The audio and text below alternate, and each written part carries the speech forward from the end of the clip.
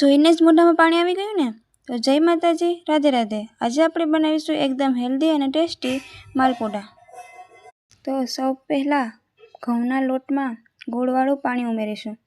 એમાં તમે ખાંડવાળું પાણી પણ ઉમેરી શકો છો અને ગોળવાળું પણ ઉમેરી શકો છો. પછી તેનું મસ્ત સ્મૂથ બેટર તૈયાર કરી લઈશું, એક પણ લમ્સ ન રહે તે રીતે. માલપુડાની તવીમાં મેં અહીંયા તેલ અને ઘી બંને મિક્સ કરીને ગરમ કરી તેમાં એક પછી એક બેટર ઉમેરી અને માલપુડા તૈયાર કરી લો.